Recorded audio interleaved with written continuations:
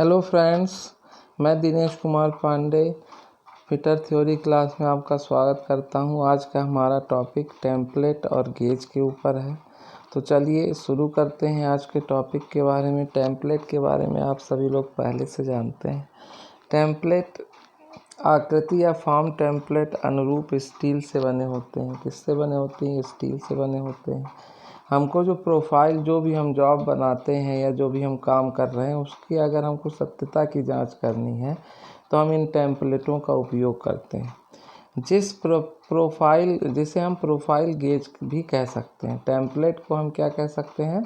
Profile gauge. इस चीज़ को आप थोड़ा सा अंडरलाइन कर लीजिएगा कि इसको हम प्रोफाइल गेज भी कह सकते हैं। ठीक है, ये देखिए, है ना। तो ये प्रोफाइल गेज है। टेम्पलेट के लाभ क्या हैं? वही आयाम को दोहराए जाने वाले और मापने से बचाने के लिए जहां कई समान पार्ट्स की आवश्यकता होती है, वो टेम्पलेट का प्रयोग किया जाता है। ड्राइंग पर दी गई मटेरियल और फॉर्म की जानकारी की अनावश्यक बर्बादी से बचाने के लिए और अनुमान लगाने के लिए लगभग असंभव होता है। पूरा लेआउट आर्थिक रूप से समायोजित किया जाता है। प्रक्रियाओं को काटने के लिए एक गाइड के रूप में कार्य करता है ये टेम्पलेट। जॉब या अब देखिए, टेम्पलेट में जानकारी क्या क्या रहती है। जॉब या कॉन्ट्रैक्ट नंबर रहेगा, प्लेट की साइज और मोटाई रहेगी, मात्रा आवश्यकता रहेगी, वेडिंग तथा निर्देश रहेंगे, डीलिंग आवश्यकता रहेगी, कटिंग निर्देश रहेंगे। सारी चीज़ें टेम्पलेट पर रहेंगी। ये थोड़ा सा आप डायग्राम से चीज़ों को समझ सकते हैं। ये देखिए यहाँ पे टेम्पलेट का उपयोग बताया जाए। Checking angle with a template, कैसे हम चेकिंग एंगल करेंगे टेम्पलेट की सहायता से। दूसरा diagram, checking the contour of the radius centre. ठीक है ना। फिर इसके बाद ये आप देख सकते हैं, अगला जो पोर्शन है, checking the counter of the roller plane, है ना। राउंड जो रोल्ड प्लेन होता है उसके लिए, है ना। सीट मेटल के कामों में इसका उपयोग होता है। बहुत बढ़िया, है ना। तो इस तरह से ये इसके एग्जाम्पल आप देख सकते हैं किस तरह से इसका उपयोग होता है। जब हम निर्माण करते हैं तो इस तरह की ड्राइंग, सीट मेटल निर्माण स्थापना, जहाँ पे निर्माण होता है सीट मेटल का, वहाँ पे कैसे टेम्पलेट का उपयोग, तो इस तरह से ये देखिए इसकी डिज़ाइन बनी हुई, इस तरह से इसका हम उपयोग यहाँ पर करते हैं। ये देख सकते हैं आप पूरा, है ना। इसके बाद आप ये देखिए, आकृति बनी है, द कंप्लीट ट्रांसफार्मर बना हुआ है, जो आइसोमेट्रिक व्यू आपको सामने दिखाई दे रहा है। ठीक है ना, ये देख सकते हैं आप। इसके बाद है स्क्रू पिच गेज। देखिए स्क्रू पिच गेज क्या है? थ्रेड के पिच को पहचानने के लिए स्क्रू पिच गेज को काम में लाया जाता है। थ्रेड के प्रोफाइल की तुलना के लिए भी इसे काम में लाया जाता है। किस काम में लाते हैं स्क्रू पिच गेज को? थ्रेड की पिच को पहचानने के लिए। तो चूड़ी कटी रहती है, आपने देखा होगा, नट बोल्ट, है ना, सब में चूड़ी कटी रहती है ना, तो उसकी पिच होती है, जैसा कि आपको ड्राइंग में पढ़ाया गया था। ठीक है।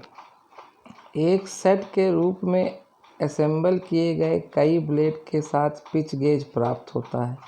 प्रत्येक ब्लेड एक खास स्टैंडर्ड थ्रेड पिच के लिए है। ब्लेड पतली स्प्रिंग स्टील शीट से बनाए जाते हैं और कड़े हार्ड बनाए जाते हैं। देख लीजिए, ध्यान दीजिएगा, ये सब अंडरलाइन करिएगा। ये देखिए यहाँ पे लिखा काहे से बना जाता है? ब्लेड पतली स्प्रिंग स्टील के बने होते हैं। ठीक है ना।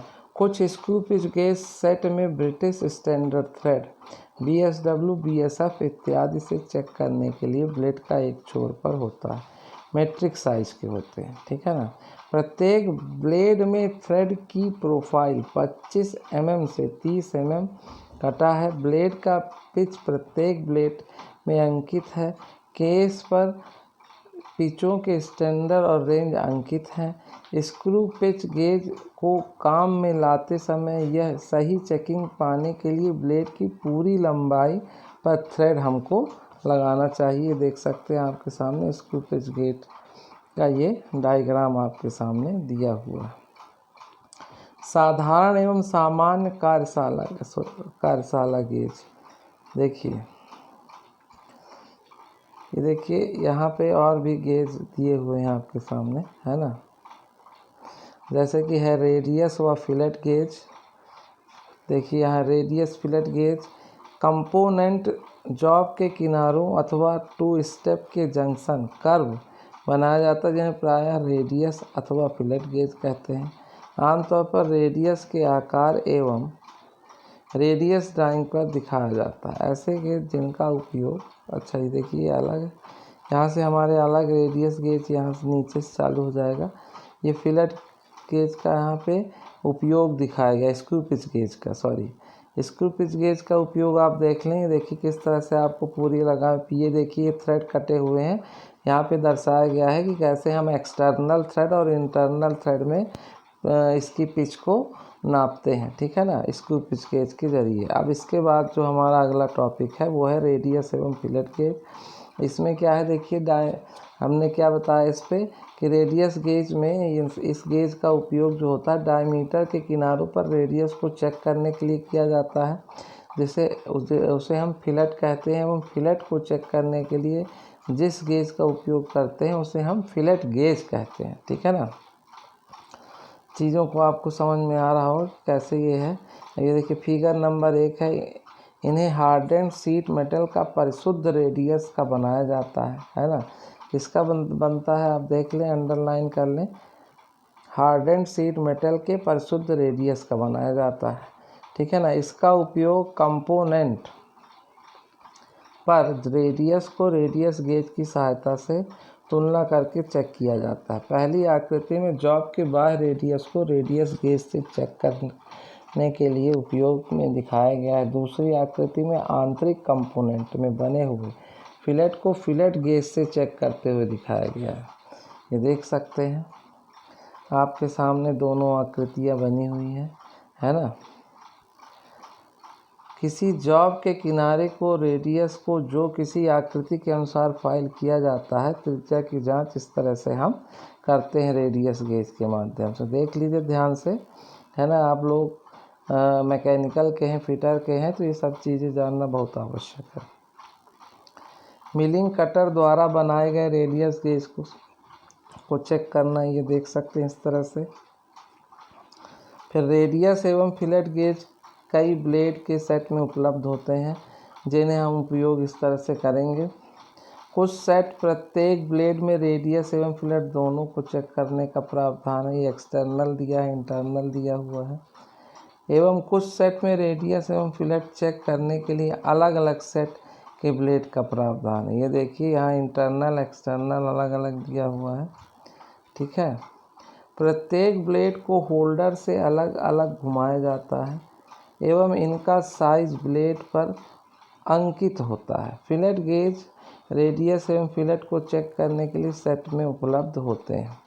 देख सकते हैं ये पूरा 1 से 7 mm 0.5 mm के स्टेप में, 7 से 5 mm 15 mm के लिए 0.5 mm के स्टेप में, और 15.5 से 25 mm तक 0.5 mm के स्टेप में ये उपलब्ध है।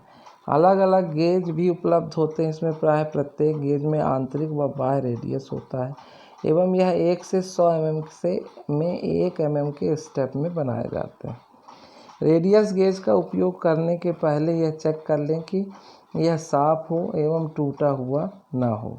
जॉब से बर को हटा लें, कार्यखंड से बर को निकालो, गेज की उस पत्ती को चुनो जिसे रेडियस को चेक करना अंकित रहता है कि कितनी हमको रेडियस है, तो वही हमको पत्ती निकालना।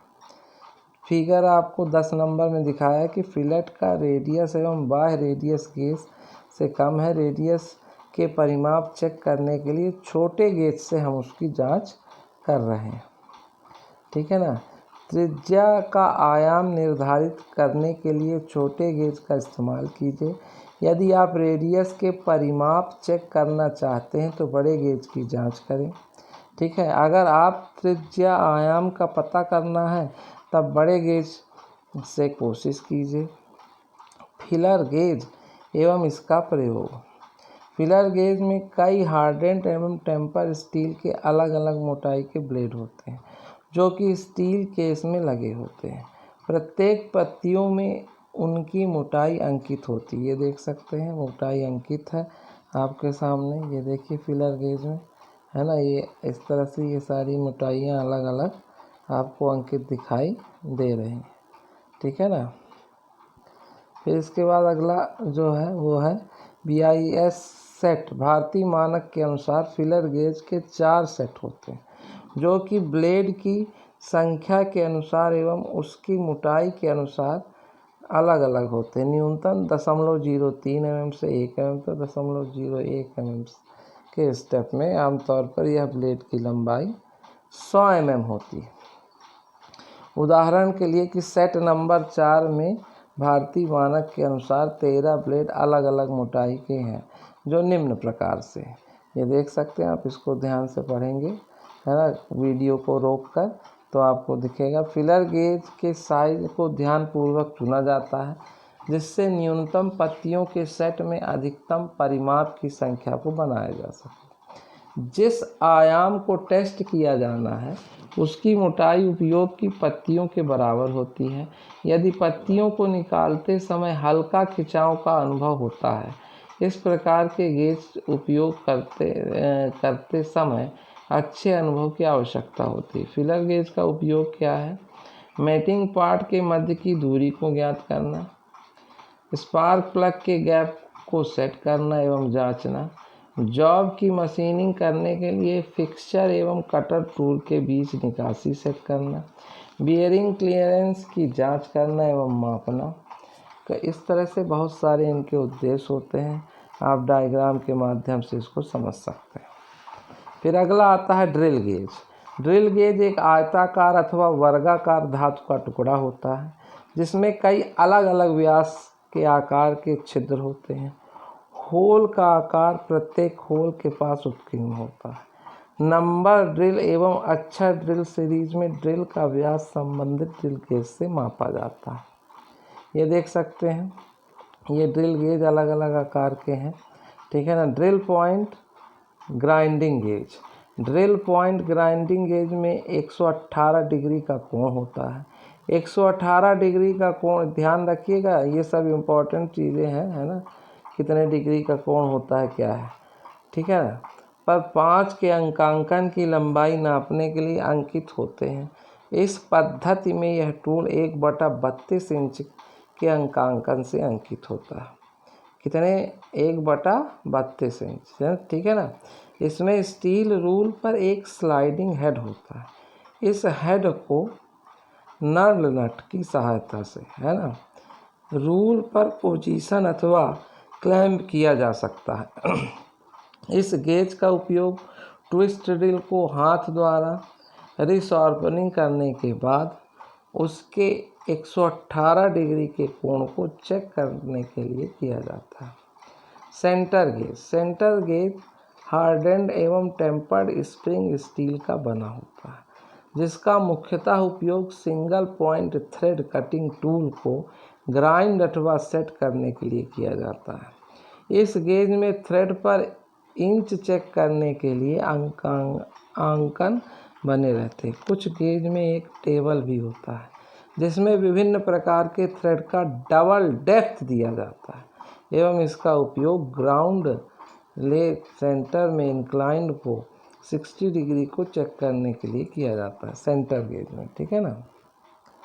फिर है, ये देख सकते हैं आप, लेथ में इसका उपयोग किया जा रहा है।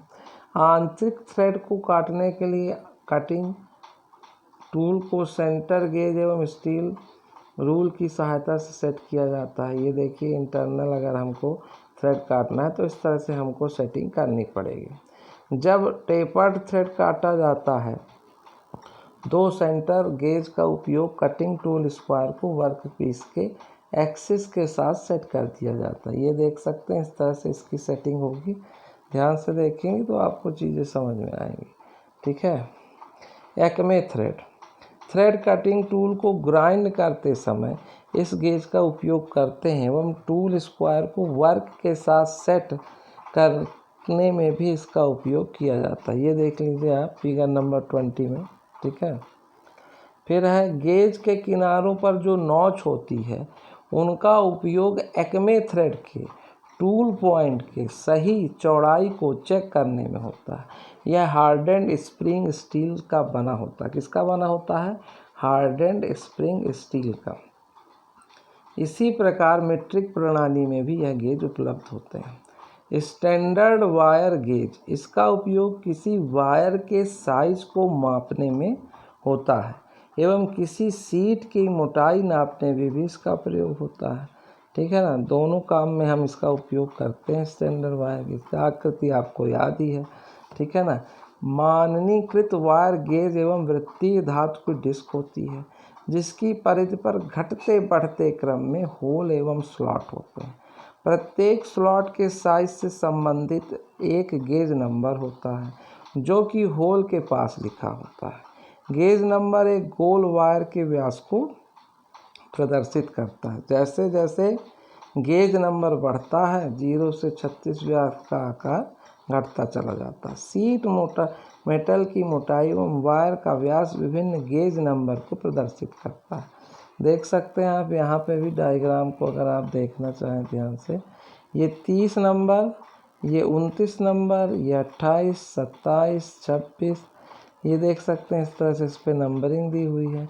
0 नंबर का है सबसे बड़ा और 30 नंबर का है आपका यहाँ सबसे छोटा, है ना। आप देख सकते हैं 30 छोटा है, 0 मतलब जैसे जैसे हमारा नंबर बढ़ेगा वैसे वैसे साइज घटेगा। नीचे ये आपके पास सारणी दी हुई है, आप इसको गौर से देख लें, है ना। SWG के मुताबिक वायर संख्या और IS 280 1962 एम के मुताबिक वायर का व्यास। इसी तरह यहाँ पे भी ये सारणी दी है। आप वीडियो को रोककर ये सारणी को ध्यान से पढ़ेंगे। अगली क्लास में गेजेस और गेजेस के प्रकार के बारे में हम और डिटेल में जानकारी लेंगे। आज की क्लास आपको कैसी लगी? अगर अच्छी लगी तो वीडियो को शेयर करिए, लाइक करिए, सब्सक्राइब करिए, जिससे ज़्यादा से ज़्यादा छात्रों तक ये वीडियो पहुँचे। ठीक है, आज के लिए आप लोग को बहुत बहुत धन्यवाद।